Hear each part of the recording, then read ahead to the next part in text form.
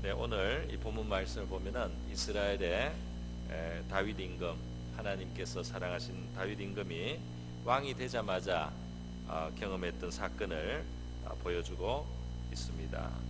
다윗에게 기름을 부어 이스라엘 왕으로 삼았다는 것을 이웃나라 블레셋 사람들이 듣자마자 다윗이 왕에 즉위하자마자 아마 기선을 제압하기 위해서 블레셋이 침공을 한 것으로 보입니다. 그런데 오늘 이 사건을 보면은 다윗이 이 전쟁을 하면서 하나님께 자기가 어떻게 해야 되겠는가, 하나님께서 이들을 내 손에 붙이시겠는가, 내가 전투를 시작해야 되겠는가 하는 것을 하나님 앞에 묻는 것을 볼 수가 있습니다. 그랬을 때 하나님께서 응답을 해주시고 그 하나님이 지시한 것을 따라서 다윗이 행동해서 전쟁에 승리하는 모습을 보게 됩니다.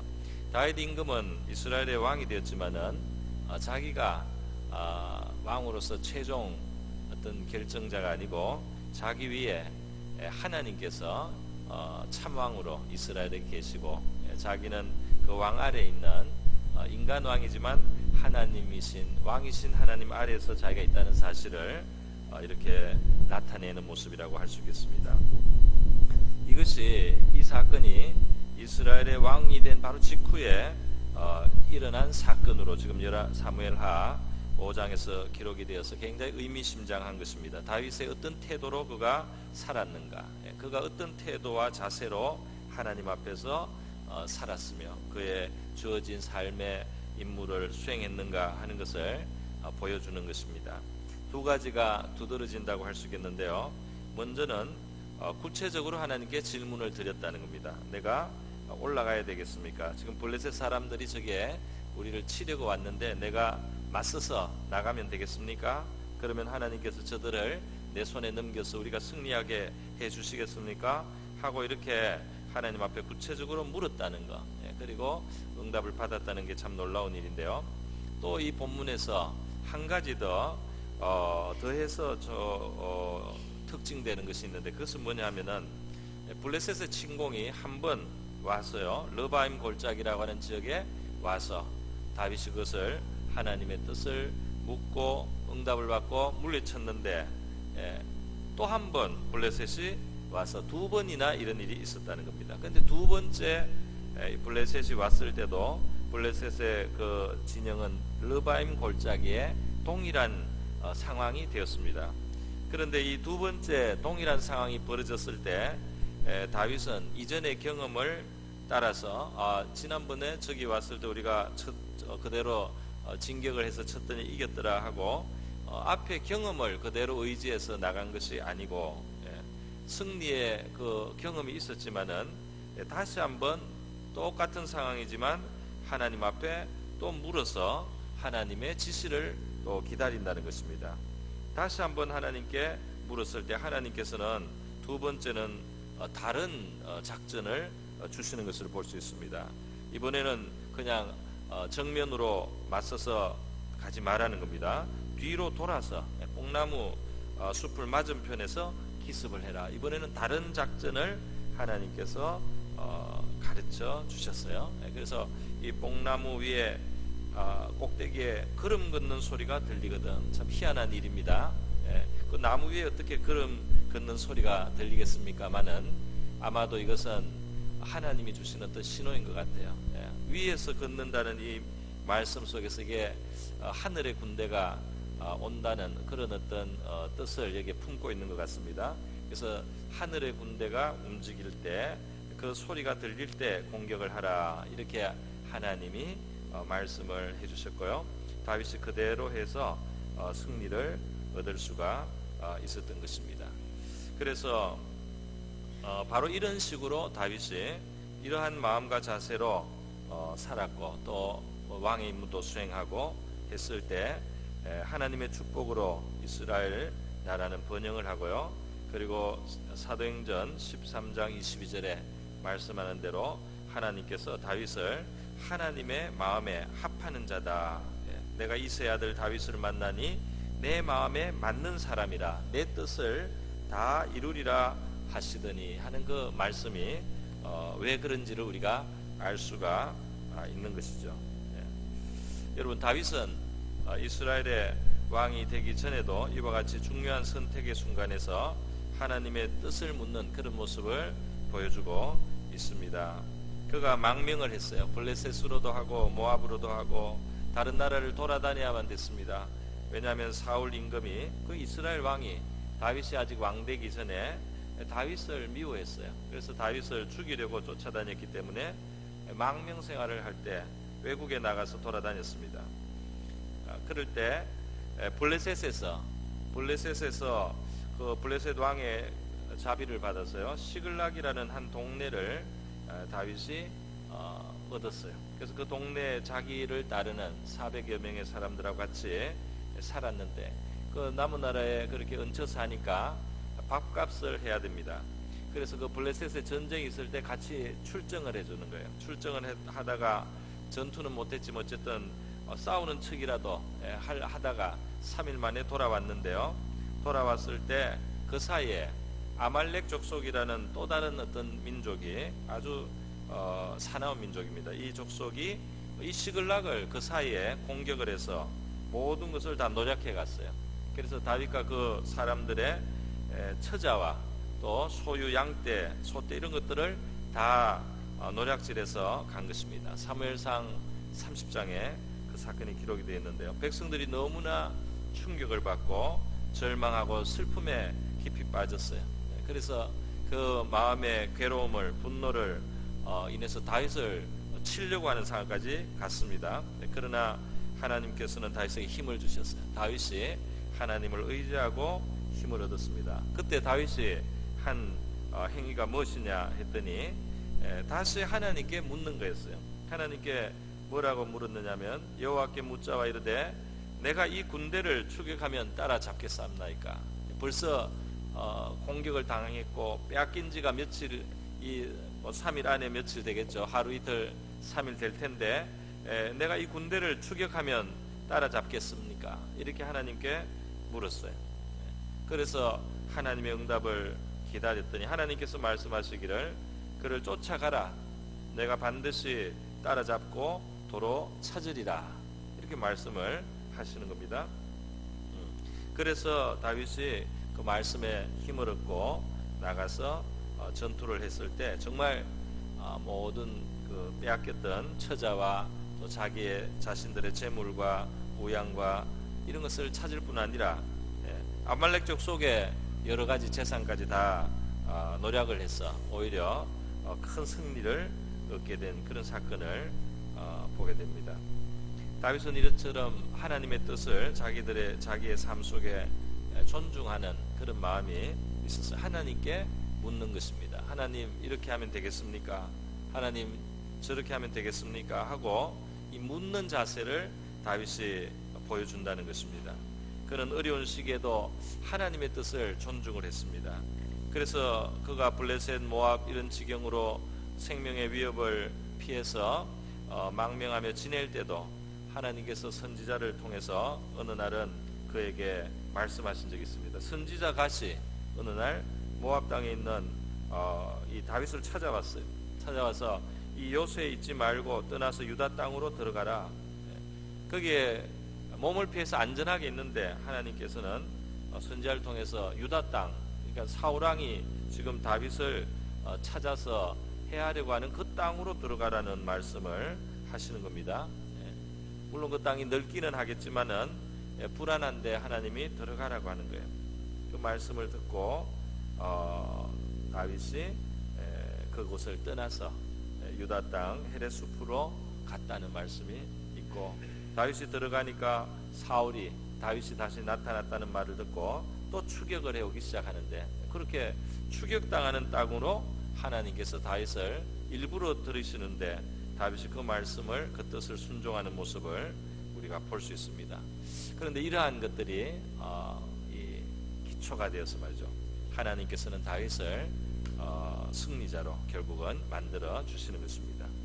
여러분, 하나님의 뜻을 성실하게 묻고 또 아는 하나님의 뜻을 내가 아는 범위에서 순종하려고 하고요, 함으로써 다윗은 그의 시대가 또 그의 삶이 성공과 번영을 누릴 수가 있었습니다. 우리 다윗과 반대되는 한 경우가 나오는데요. 여호수아도 굉장히 훌륭한 사람입니다. 훌륭한 믿음의 사람이요 이스라엘의 지도자예요. 가나안 정복의 첫 시대에 자기 사명을 다 감당해서요 맡겨진 그 전쟁을 승리하신 그런 인물입니다. 그런데 이 여호수아는 실수한 것이 성경에 나옵니다. 어떻게 실수했느냐? 여호수아 9장에 보면요, 이 이스라엘 군대와 하나님이 함께 하신다는 소문이 이미 그 가나안 땅의 사람들에게 다 퍼져서 그 사람들 중에 전쟁을 준비하는 사람도 있지만 빨리 이스라엘에게 평화협정을 맺어서 살아남으려고 하는 그런 꾀를 부리는 사람들도 있었어요. 그것이 바로 기브온 주민이라고 하는 기브온 사람들이 그런 계획을 세웠습니다. 그래서 이 사람들이 사신을 보내면서 일부러 전대가 헤어진 것을 갖고 찢어서 기운 가죽 포도주 부대를 싣고 아주 낡은 신을 신고 또 낡은 옷을 입고 또 그들이 가져가는 떡은 곰팡이 핀 것을 들고 가는 거예요.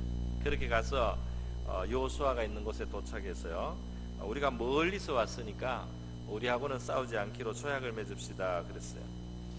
그랬더니 여호수아가 너희들 이곳에 있는 족속 아니냐? 우리는 이곳에 있는 족속과 놓은 평화조약 못 만데 여기 하나님이 다 몰아내라고 했으니까 여기 있으면은 우리는 싸워야 된다. 그랬더니 우리는 멀리서 왔다고, 우리는 심히 먼 나라에서 왔다고, 여기 이 곰팡이 난 빵을 보라고 말이죠.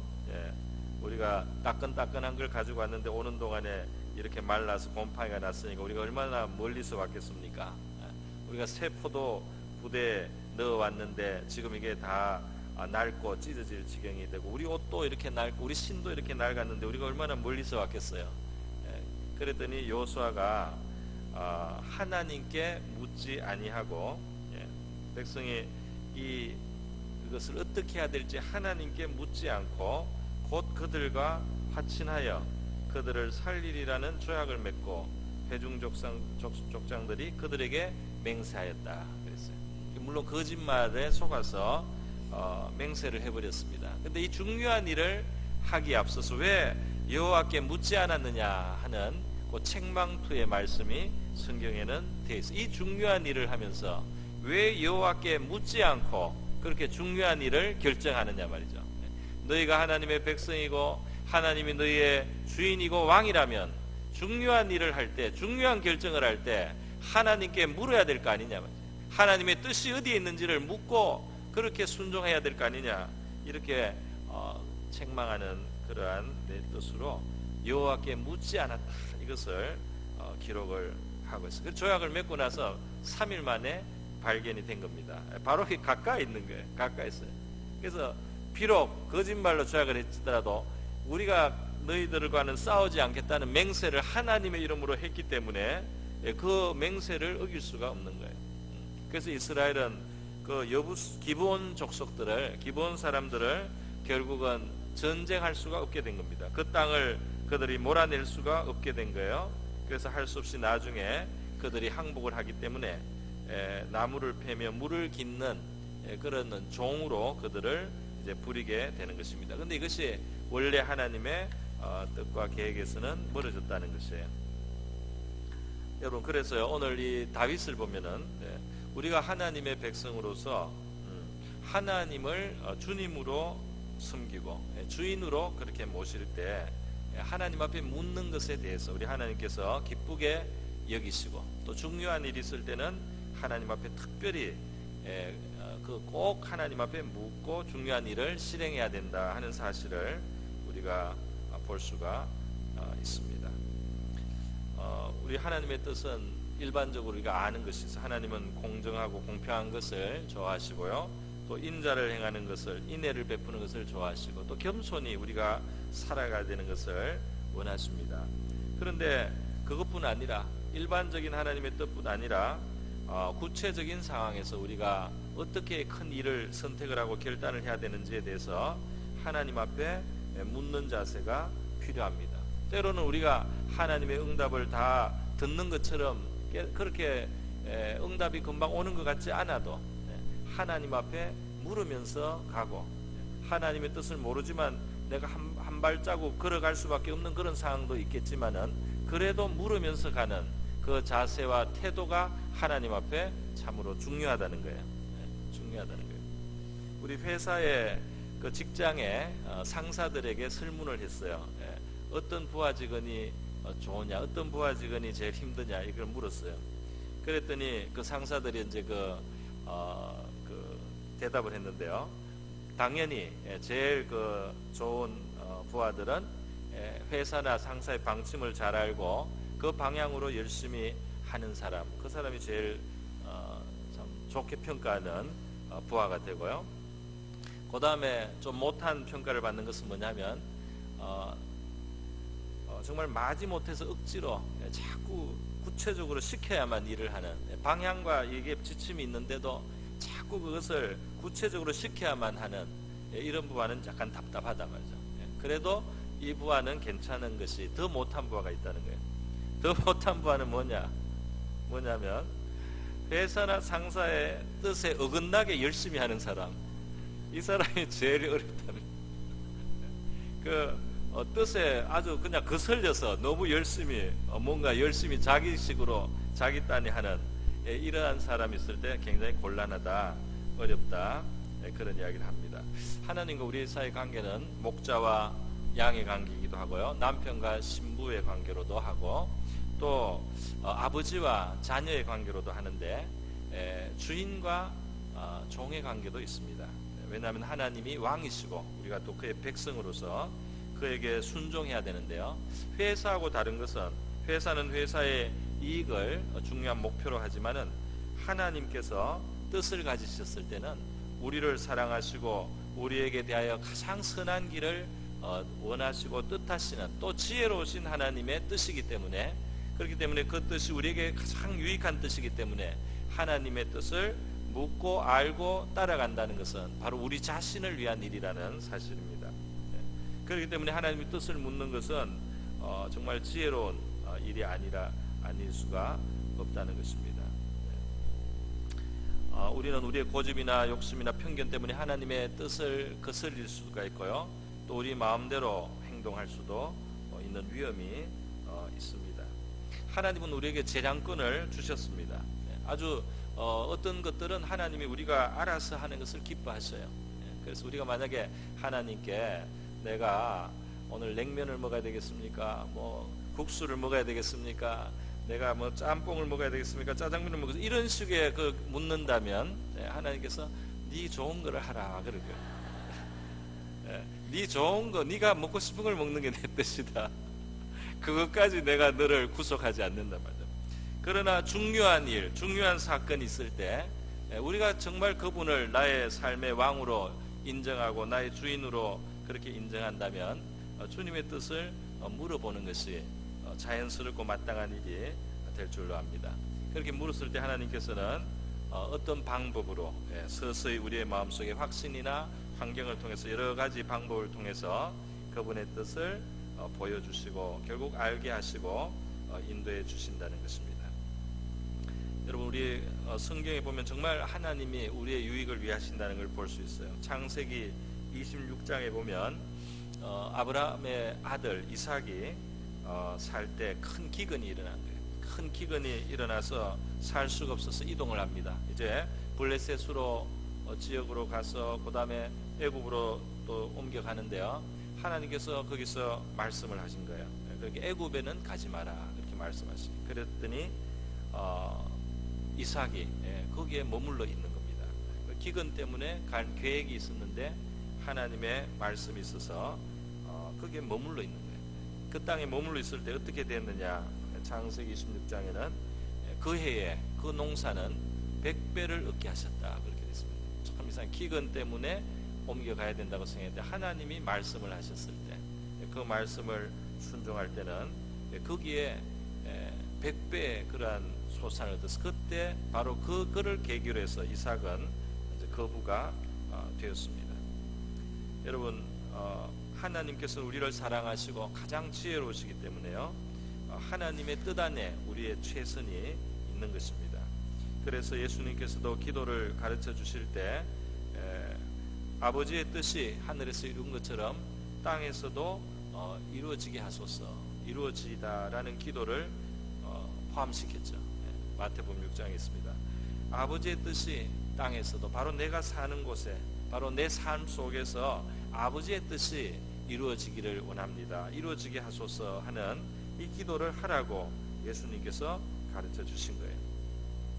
예수님의 가장 중요한 사역이었던 십자가를 앞두고 예수님께서는 겟세마네 동산에서 기도를 하십니다. 그때 자기의 뜻을 말씀하시는 거예요. 인간으로서의 인간의 몸을 입은 예수, 하나님의 아들이 아버지 가능하시면 이 잔을 내게서 지나가게 하옵소서. 내가 이 고통을 안 받으면 좋겠습니다. 그러나 내 뜻대로 하지 마시고 아버지의 뜻대로 되기를 원하나이다. 이렇게 기도하셨습니다. 그것을 간절히 아버지의 뜻이 이루어지기를 원한다. 간절히 기도했을 때 그 하나님께서 천사를 보내서 예수님의 그 기도를 도와주셨다고 되어 있습니다.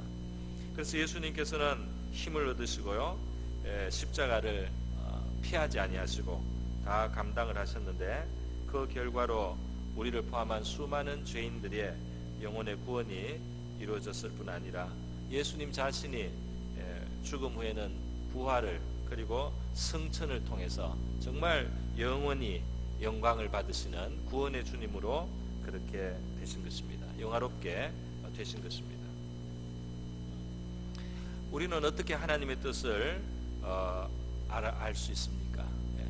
하나님의 뜻을 우리가 어떻게 하면 알 수 있습니까? 우리는 이런 의문을 가질 수 있습니다. 하나님의 뜻을 알려면 몇 가지 필요한 것들이 있어요. 첫 번째는 하나님의 명백한 뜻을 무시하지 않아야 됩니다. 당연한 하나님의 뜻에 대해서 그것을 무시하고 거스리면서 이거 어떻게 해야 됩니까? 하고 묻는 것은 맞지가 않는 거예요. 그 예가 사울 임금이 있습니다. 사울 임금은 하나님을 계속 거스렸어요. 자기 마음대로 자기식으로 계속했습니다. 하나님의 마음을 아프게 했어요. 그러면서 전쟁을 할 때 블레셋이 지금 쳐들어오는데 지금 맞섰는데 어떻게 해야 되겠습니까? 하나님이 대답하지 않으셨다. 하나님과의 그 관계가 최소한 하나님의 뜻대로 살려고 하는 그런 노력이 없이 자기 멋대로 하면서 필요할 때 하나님께 뜻을 알려달라, 어떻게 해야 되겠느냐, 이렇게 물으면은 하나님이 대답하지 않을 수 있다는 겁니다. 그것이 사울 임금의 경우에 나타나는 거예요. 그래서 하나님께서 사울이 물어도 꿈으로도 우림으로도 선지자들로도 그에게 대답하지 아니하셨다. 하나님은 여러 가지 응답의 도구들이 있는 거예요. 여러 가지 그에게 말씀하실 수도 있는데 그가 너무나 하나님의 뜻을 거스려 왔기 때문에 하나님이 말씀하지 않을 수 있다. 그 어떤 도구도 하나님의 응답을 주지 못할 수가 있다는 거예요. 그렇기 때문에 물론 우리가 불완전하고 때로 참 거스리고 이런 존재기는 하지만은 그래도 회개하고 하나님의 뜻대로 살려고 하고 내가 아는 범위 안에서 하나님의 뜻을 순종하려고 하는 그 자세를 가지고 우리가 신앙생활 하면서요, 그러면서 하나님의 뜻을 물을 때 우리가 응답을 받을 수 있을 줄 믿습니다. 또 우리 시편 25편 16절에 귀한 말씀이 있어요. 한번 비춰주시기 바랍니다. 같이 한번 읽겠습니다. 시작. 여호와를 경외하는 자 누구냐? 그가 택할 길을 그에게 가르치시고. 하나님을 경외하는, 하나님을 공경하고 아주 귀중하게 소중하게 이렇게 여길 때 하나님께서는 그에게 택할 길을 가르쳐 주신다. 중요한 일이 있을 때 하나님께 묻는다는 것이 하나님을 중요하게 생각한다는 것이죠. 다윗이 전쟁을 앞두고 말이죠, 자기의 지혜나 꾀로만 하는 게 아닙니다. 하나님 앞에 어떻게 해야 되겠습니까? 이대로 나가면 됩니까? 돌아가야 됩니까? 하나님 앞에 물을 때 하나님이 말씀해 주시는데요, 그 묻는 것을 우리가 보면서 그게 응답하시는 것을 오늘 본문에서 보면서 우리가 중요한 거 하나 볼 수 있지 않습니까? 뭐냐면은 이 묻고 대답한다는 거, 그 뜻을 구한다는 거 말이죠. 이것이 정말 같이 동행하는 관계라는 거예요. 동행을 하는 거예요. 같이 살아가는 거예요.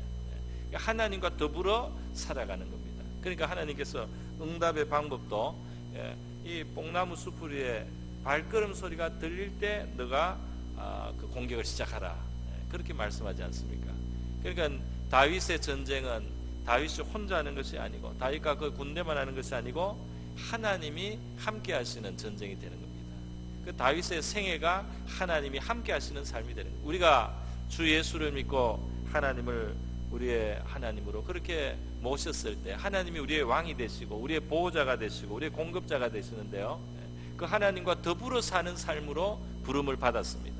그래서 중요한 일이 있을 때 묻는 겁니다.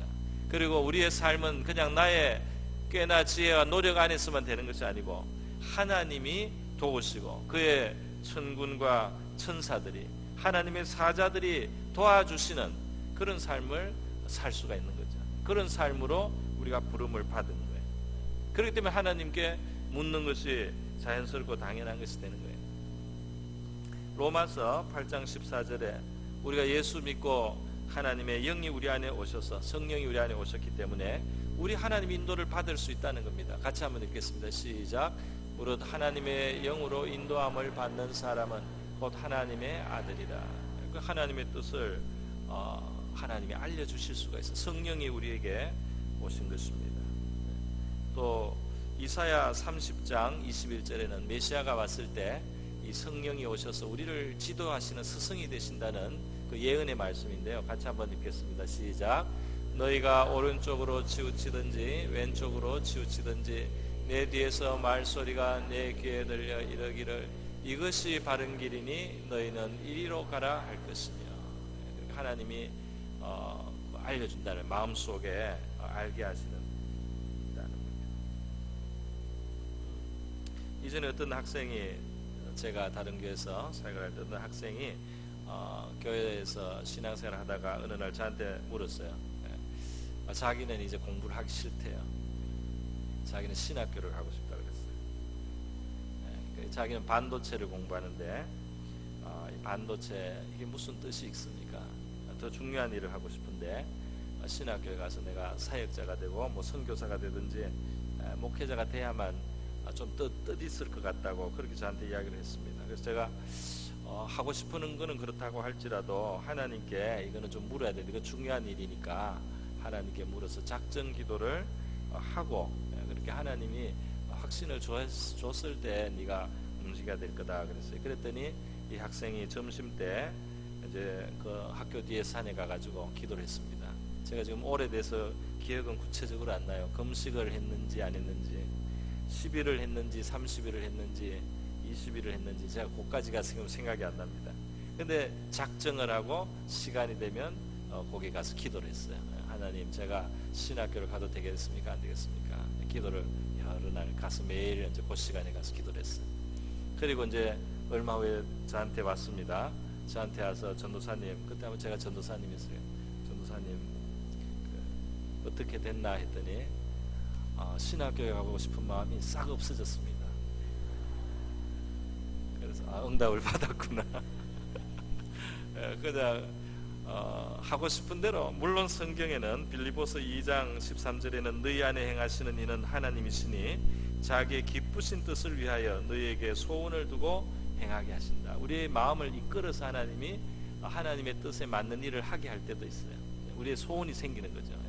착한 소원, 선한 소원, 그런 소원이 생겨서 어떤 길을 택하고 어떤 일을 하도록 하나님 그렇게 만들어 주시기도 합니다. 그러나 내가 원한다고 그게 하나님 뜻은 아니에요. 모두가, 그죠? 하나님이 주시는 소원이 있어요. 그러나 내가 원하는 모든 것이 하나님 뜻은 아닙니다. 나의 생각에는 편견도 있고 욕심도 있고 고집도 있고 잘못된 마음도 있고 잘못된 동기도 있을 수 있어요. 그러니까 하나님 뜻이 아닐 수 있어요. 또 좋은 동기로 하더라도 하나님은 더 좋은 계획이 있을 수 있습니다. 그렇기 때문에 하나님 앞에 중요한 일들을 두고 묻는다는 것, 이것은 신앙인으로서 꼭 해야 될 일인 줄로 믿습니다. 그래서 하나님의 뜻을 우리가 이렇게 중요한 순간이 왔을 때 물어야 되겠지만 늘 평소에 우리의 기도 속에는 하나님의 뜻을 깨달으면서 행할 수 있게 해달라는 기도를 늘 평소에 사실 해야 되는 거예요. 골로새서 1장 9절인데요. 보여주세요. 같이 한번 읽겠습니다. 시작.